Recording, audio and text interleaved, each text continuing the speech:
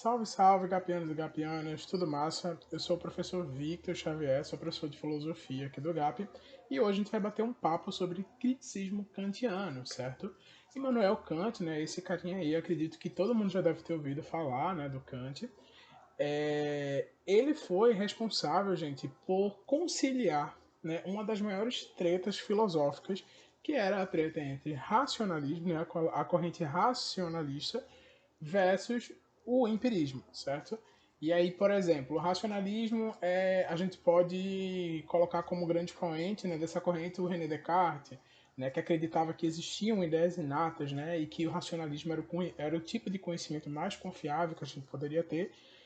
E no empirismo a gente tem como um grande precursor o David Hume, né, que acreditava que não, né, que a experiência, né, era o tipo de conhecimento mais confiável que a gente tinha.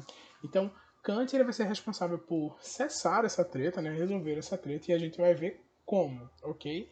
E aí, gente, a filosofia de Kant ela é considerada como criticista, né, é um criticismo kantiano. E por quê? Né, porque se a gente for pegar todas as obras do Kant, né, é tudo sempre uma crítica. Né? Então, trouxe aqui como exemplo essas duas obras aqui que a gente vai tratar, né, sobre elas, que é a Crítica da Razão Pura e a Crítica da Razão Prática. Na Crítica da Razão Pura, né, o Kant ele vai fazer uma espécie de crítica, né, ao conhecimento. Né? Ele vai questionar qual é o verdadeiro valor do nosso conhecimento, né? O que é conhecimento. Então essa obra aqui ela é considerada a obra epistemológica do Kant. Né? E aí, para a gente rememorar, a epistemologia é uma área da filosofia que estuda o conhecimento, né? O que é conhecimento, como conhecemos. Então, a crítica da razão pura, né, é uma crítica referente a essa questão do conhecimento, né? Suspender os juízos e ver qual é aí o tipo de conhecimento que a gente mais pode confiar, por exemplo.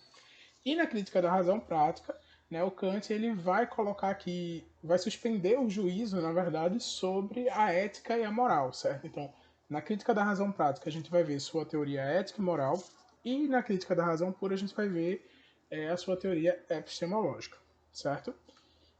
Então a gente vai começar aqui primeiro com a teoria epistemológica do Kant, né, que é falando sobre o conhecimento, né, tentar resolver aí essa treta da filosofia, né, entre racionalistas e empiristas.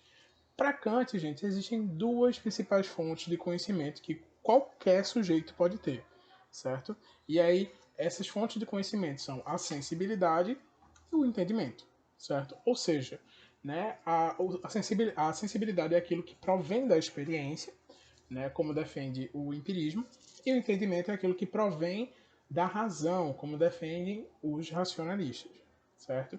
E aí, ó, para Kant, né, para a gente chegar ao conhecimento, a gente precisa chegar a partir dos juízos, né? E aí ele defende que existem três juízos, que são esses daqui: juízos analíticos a priori, juízos sintéticos a posteriori e juízos sintéticos a priori. Já já a gente vai ver o que cada um desses juízos são, certo? Só que antes, né, a gente precisa ressaltar aqui, né, um outro conceito que o Kant usa para poder explicar esses juízos, que é o conceito de sujeito e o conceito de predicado. Né? E aí, nossa, português aqui no meio da aula de filosofia, mais ou menos isso, né? A gente sabe que a filosofia ela anda junto aí com a linguagem, né? Então Kant ele vai recorrer a isso para tentar explicar.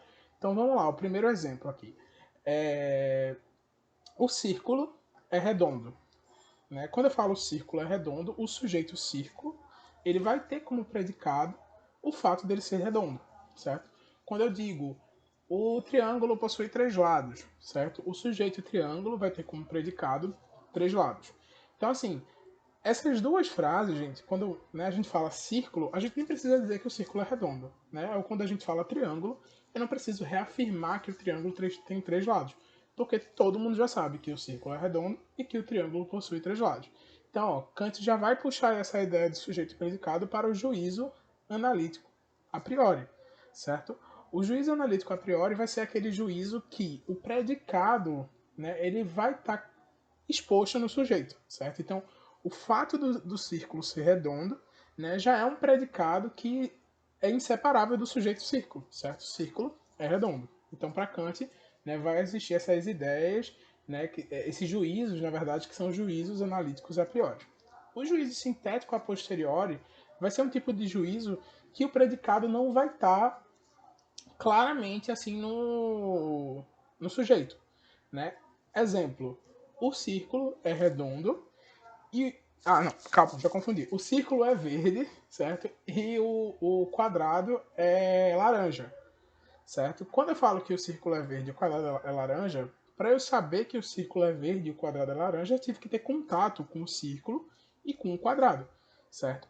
O fato do círculo ser verde e do quadrado ser laranja, né, não é algo que vai mudar, né, o sujeito círculo e nem o sujeito quadrado.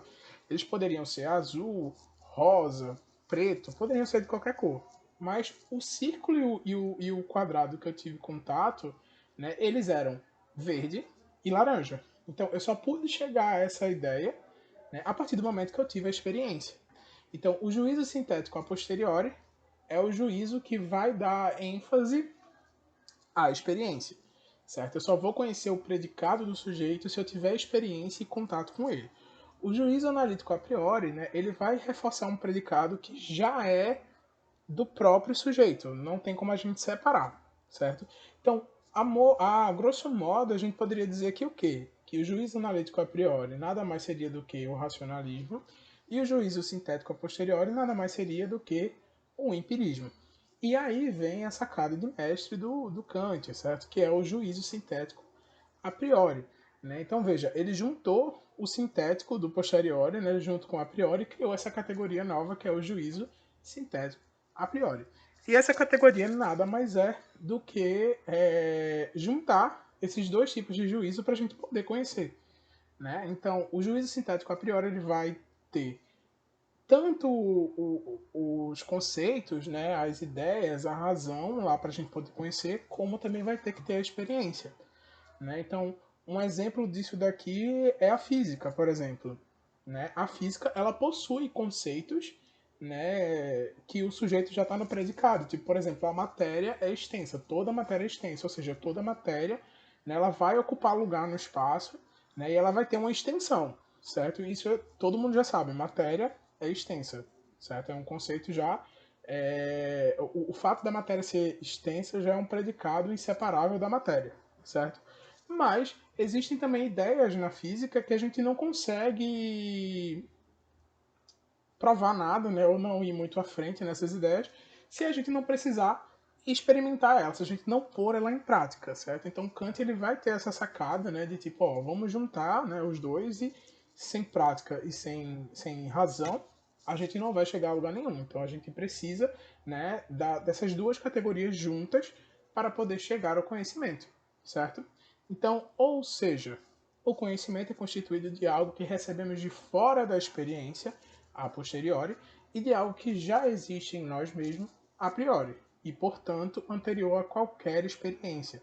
Então, ou seja, mais uma vez reforçando aqui a junção desses dois juízos para a gente poder, de fato, conhecer, certo? Então, a posteriori é aquilo que provém da experiência, certo? E a priori, que quer dizer anterior, é aquilo que é responsável pela razão, certo? Então a gente precisa tanto, né, de experiências a posteriores, como também de ideias a priori para poder conhecer. Então Kant vai chegar à conclusão de que a matéria do conhecimento, certo, é o que vem da experiência e a forma do conhecimento é o que vem da razão, certo?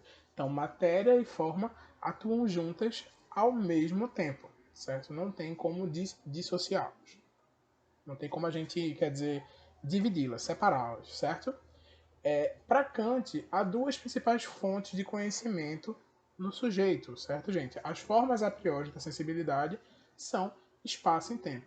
Então, para Kant, existem duas formas a priori, né, que é anterior à experiência, que faz parte do sujeito, que não tem como a gente tirar isso ou mudar, que é o espaço e o tempo.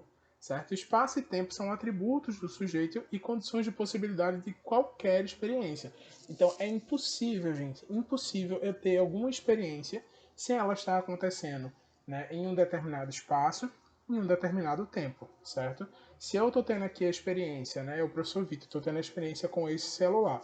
Então eu estou tendo a experiência com esse celular em um determinado espaço e um determinado tempo. Não tem como o sujeito estar fora disso.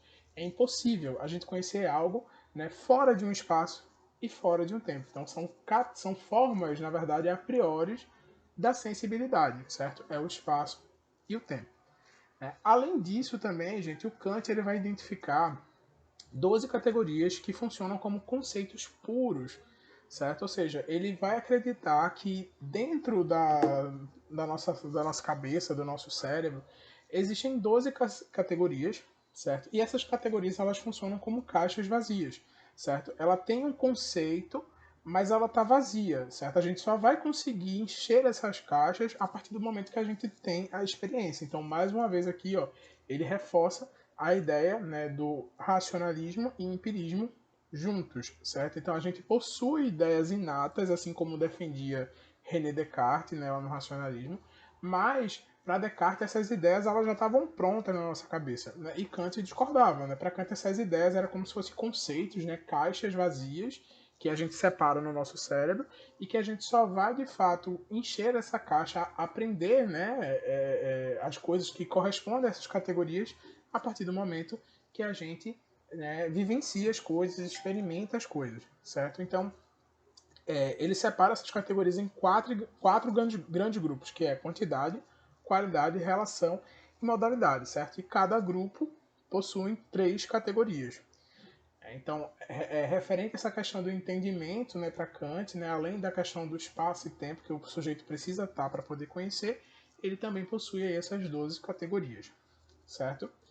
Bem, indo mais à frente, a gente vai ver Kant discutir, né, o que é a coisa em si, né, se a gente pode conhecer a coisa em si. Né? E aí, primeiro, a gente tem que se questionar o que é a coisa em si. Né? A coisa em si, gente, são simplesmente ideias que todo ser humano possui, mas que essas ideias se limitam a ideias, que a gente não consegue vivenciar isso de maneira prática. Né? Exemplo, a alma. Né? A alma é algo que vem sendo discutido na filosofia há muito tempo, né? Lá desde Platão, mas é algo que ninguém nunca teve contato. Né? Ninguém nunca teve contato com a alma, né? Não sabe como é a alma. Né? Outro exemplo é Deus. Né? É outra questão que a filosofia também discute há muito tempo. Né? Não existe, né, essa ideia de prática, né, de contato prático com Deus. Então, para Kant, né, isso são exemplos de coisa em si. Que, na verdade, né, coisa em si é como a gente traduz, mas ele chamava isso de noumeno. Né? O que é o noumeno? Noumeno é algo que pode ser pensado, mas não pode ser conhecido efetivamente. E aí Kant chega à conclusão de que? De que os nossos conhecimentos, né, o conhecimento humano, ele é um conhecimento limitado, certo? Ele só vai se limitar, né, até a experiência. Né? Eu só consigo conhecer algo de fato, de verdade, né, se eu tenho experiência com aquilo. Se eu não tenho, eu não consigo conhecer, certo? Então, o conhecimento humano é limitado. E aí, para essas ideias, né, para essas coisas em si, para esse noumeno, Kant considerava, por exemplo, essa questão da discussão da alma, né, de Deus, da liberdade também, por exemplo. Né, ele considerava isso como ideias metafísicas, ou seja, eram ideias que iam continuar sempre sendo ideias porque ninguém nunca teve contato prático com essas ideias. Então, Kant vai nomear isso de antinômia, certo? Ou seja, são ideias, né? As ideias metafísicas são todas antinômias, elas são ideias que fogem, né, das leis naturais, certo? Que fogem da nossa experiência. Então, as ideias metafísicas são antinômias. E aí, o que é que ele conclui de tudo isso? Ele conclui de que a gente sempre deve se abster, né, referente a essas ideias, a essas realidades metafísicas. Né? Então, a gente não pode nem afirmar, nem negar que a alma existe, né? Que a alma existe. A gente não pode nem negar e afirmar que Deus existe, certo? Porque ninguém nunca teve contato prático. E aí, ó, a gente tem, né, o nosso Kant sendo o precursor, né, do agnosticismo. Né? O agnosticismo tem como base, né, essa premissa de que, olha, eu não posso nem afirmar ou negar. Se eu não consigo, se eu não vi, se eu não experimentei, se a ciência não consegue provar, então eu vou me abster. Eu nem vou dizer que isso existe ou que isso não existe. Né? Então, pessoas agnósticas, né, que nem negam ou afirmam a existência de Deus, né, provém dessa ideia aí de Kant de se abster. já que é algo que ele não tem como vivenciar, como ter contato prático, então ele nem afirma nem nega. Massa? Bem, aí a gente fecha a parte, né, epistemológica do Kant, que vem da crítica da razão pura, e entra agora na sua teoria moral, teoria ética, né, que corresponde à obra Crítica da Razão Prática, certo? E aí, o que é que Kant vai afirmar nessa obra, gente? Que a capacidade que o ser humano possui de diferenciar do certo do errado é algo inato, certo? Já faz parte do homem, assim como aquelas 12 categorias e assim como a ideia de espaço e tempo que todo mundo tem, certo? Então, a ideia de certo e errado, ela é inata, a gente já nasce com essa ideia, certo? E aí logo, o fato da gente nascer com ela, ela se torna algo anterior à experiência, certo? Então ela é formal, certo? Ela faz parte da forma do conhecimento, que são as ideias que a gente possui. E aí logo a gente pode concluir que a ética de Kant, ela vai se fundamentar única e exclusivamente na razão, certo? Se, né, a gente já tem essas ideias de certo e errado, né, já dentro da gente, certo? Se ela é anterior à experiência, então logo a sua teoria ética ela é exclusivamente fundamentada na razão. E aí, ó, o que é que Kant vai afirmar? Que as regras que a gente impõe na nossa sociedade são regras que vêm de dentro para fora, certo? São regras que são estabelecidas de dentro para fora da razão humana. E aí, o que é que ele vai. Qual é a teoria que ele vai usar para explicar isso? É a teoria do imperativo, o conceito de imperativo, certo? Que para ele existem dois tipos de imperativo. E aqui o imperativo a gente pode pensar ele de fato, né, como uma ordem. Né? Então, para ele existe um imperativo hipotético e um imperativo categórico. O imperativo hipotético são ações que a gente vai ter, só que essas ações elas não são puras em si, elas possuem um outro intuito. Por exemplo, eu vou ajudar uma pessoa pobre porque eu sou uma pessoa cristã, né, tenho uma fé muito grande e eu só vou ajudar aquela pessoa porque eu quero ir para o céu, por exemplo. Então, para Kant, né, a pessoa está agindo de maneira imperativa hipotética, certo? Porque ela está fazendo aquela ação ali não pelo bem que ela quer, mas porque de fato ela só quer ir para o céu, né? Um exemplo. E o imperativo categórico ele é diferente, né? É uma ação que de fato ela vai ser, ela não vai ter nenhuma outra intenção, ela vai ser aquilo ali mesmo. Então, por exemplo, eu sou uma pessoa cristã, né? Então eu quero ajudar as pessoas porque eu gosto de ajudar as pessoas. Então eu vou doar comida, alimento, né? Porque de fato eu quero fazer o bem, né? Então, dessa forma, Kant acredita que essa pessoa está agindo, né, a partir do imperativo categórico, né? Ou seja, a sua ação ela é 100% pura. Você está agindo ali porque você quer atingir aquele bem ali, sem nenhuma outra intenção, certo? Então, logo, a gente pode concluir que, pelo imperativo categórico, o agir moralmente funda-se exclusivamente na razão, certo? Então, essas ações que a gente tem, que não visa nada além da simples ação que a gente está, de fato, ali realizando, né? Ela está exclusivamente ligada à razão, né? Porque sendo essa ideia de certo ou errado inata, né? Então se a gente estiver agindo a partir do imperativo categórico, então logo a gente vai estar agindo exclusivamente em função da razão, certo? E aí para ele essa descoberta ela não é subjetiva, certo?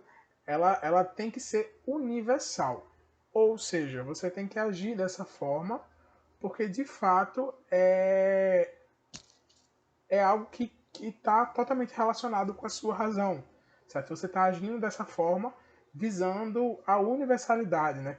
Para que todas as pessoas ajam também daquela forma, certo? Não só pensando o seu próprio bem, certo? Não só pensando na subjetividade, certo? É sempre visando essa questão do universal, da universalidade.